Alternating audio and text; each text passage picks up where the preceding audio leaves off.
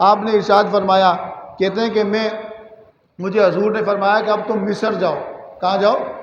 مصر جاؤ۔ یا علی انتقی الی دیار مصریہ تربی فیہا 40 صدیقا، علی مصر جاؤ، وہاں پر جا کے تم نے 40 صدیق بنانے ہیں۔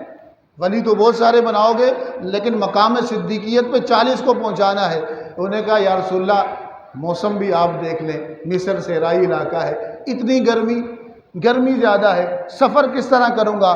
کہا تم جاؤ، الغمام یظلکم، بادلوں کے ذمہ داری لگا دی گئی ہے کہ جہاں تم جاؤ گے وہ تمہیں سایہ کریں گے۔ پھر کہا یا رسول اللہ انی اخاف العطش، راستہ بڑا خطرناک ہے، پیاس کا کیا کروں گا؟ پیاس لگ گئی تو کیا کروں گا؟ صحرائی علاقہ ہے، پانی کا بندوبست کس طرح ہوگا؟ فرمایا ان السماء تمطرکم کل یوم، اور ہر روز تجھ پر آسمان پانی بھی برسائے گا، تجھے پیاس لگنے بھی نہیں دی جائے گی۔ یہاں تک کہ فرماتے ہیں کہ حضور صلی اللہ علیہ وسلم نے اس سفر سے میرے ساتھ 70 وعدے کیے کہ اللہ تعالیٰ تجھے 70 نعمتیں عطا کرے گا۔ تو آپ مصر تشریف لے گئے، آپ مصر تشریف لے گئے تو آپ کی ذات بابرکت امت مسلمہ کے لیے اور آپ کی ذات بابرکت پوری دنیا کے لیے، اور خاص کر ان لوگوں کے لیے جو روحانیت کی لائن میں ہوتے ہیں، روحانیت چاہتے ہیں، رب کا تعلق چاہتے ہیں، قرب چاہتے ہیں، تو آپ نے کہا کہ میرا اپنے حزب البار پر، ویسے تو سلسلہ شاذلیہ کے اندر 14 عذاب ہوتے ہیں، دعاؤں کے مجموعے ہیں، لیکن حزب البار کی آپ نے خاص تلقین ارشاد فرمائی۔ اس کا شان ورود بھی یہ ہے کہ آپ کو کشف ہوا، آپ کو کہا گیا رسول اللہ صلی اللہ علیہ وسلم کی طرف سے کہ حج پر جاؤ، تو آپ نے اپنے مریدین کو لیا اور حج پر جانے لگے۔ تو اب جب اس ٹائم سمندری جہاز چلتے تھے تو سمندری جہاز پر جب آپ بیٹھے، قاہرہ سے نکلے، مصر سے نکلے، تو ہوا چلنی شروع ہوئی، طوفان شروع ہوا، جہاز آگے نہیں جا رہا قاہرہ سے بلکہ وہیں رک گیا۔ تو لوگ ہنسنے لگے، کہا کہ یہ کہہ رہے تھے مجھے کشف ہوا ہے، تو ان کا جہاز تو آگے جا ہی نہیں رہا، یہ کیسا کشف ہے؟ تو آپ کا دل بڑا رنجیدہ ہوا، آپ نے کچھ بھی نہیں کہا، دل کی بات دل سے رب تک پہنچائی، حضور تک رب تک پہنچائی۔ تو کہتے ہیں کہ آپ اسی اسنا میں آپ بیٹھے ہوئے تھے، آپ کو نیند آئی، غنودگی آئی، آپ نے حضور صلی اللہ علیہ وسلم کی زیارت کی، آپ صلی اللہ علیہ وسلم نے ارشاد فرمایا کہ یہ دعا پڑھو، یہ دعا پوری آپ کو تعلیم کی، کہا یہ پڑھو۔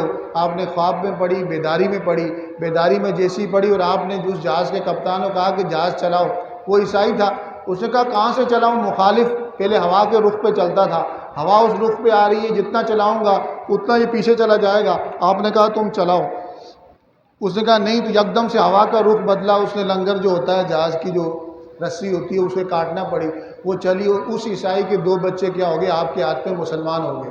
آپ جب پہنچے، آپ مکہ کی طرف جہاز جلدی روانہ ہو گیا، وہ عیسائی بڑا کپتان بڑا افسردہ تھا کہ میرے 2 بیٹے اس بابے نے کیا کر دیے؟ مسلمان کر دیے۔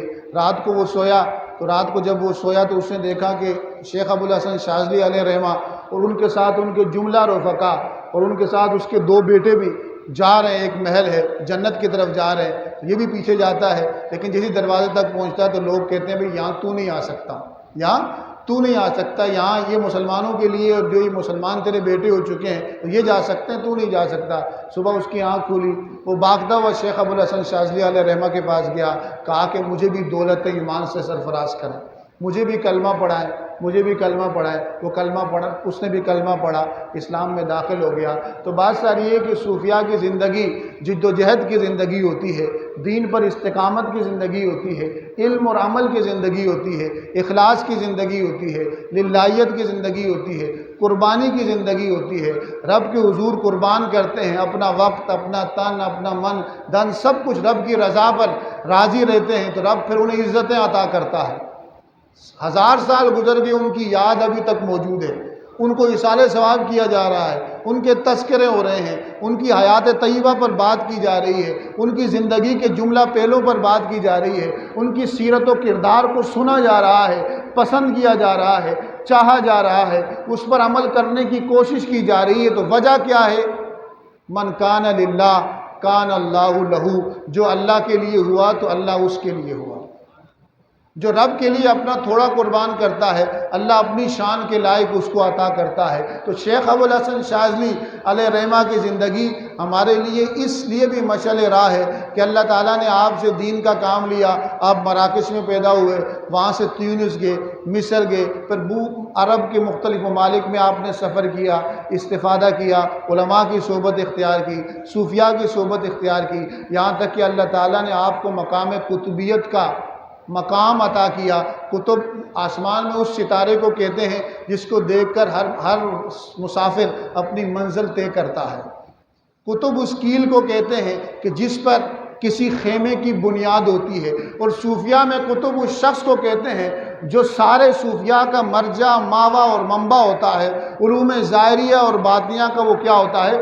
پہاڑ ہوتا ہے۔ اللہ تعالیٰ اس کے ذریعے زمانے کو چلاتا بھی ہے، اٹھاتا بھی ہے اور بٹھاتا بھی ہے۔ اس کی برکات پورے زمانے پر کیا ہوتی ہے؟ طاری ہوتی ہے، یہاں تک کہ روحانیت کا جو قطرہ جس بندے کے دل کو عطا ہوتا ہے تو اس وقت کے قطب کی وجہ سے عطا ہوتا ہے، اس کے سینے سے ہو کر عطا ہوتا ہے۔ تو اللہ تعالیٰ ہمیں ان کی برکات نصیب فرمائے۔ دعائے عذب البحر آخر میں یہاں بھی پڑھی جاتی ہے، یہاں کے طلباء بھی پڑھتے ہیں، سنی جاتی ہے، تو اللہ تعالیٰ ان کی برکات ہم سب کو نصیب فرمائے، ان کی روحانیت ہم سب کو نصیب فرمائے، ان کی علم و عمل سے ہمیں بھی عز وافر نصیب فرمائے، جو کچھ سنا اس پر عمل کرنے دوسروں تک پہنچانے کی توفیق نصیب فرمائے۔ وما علیہ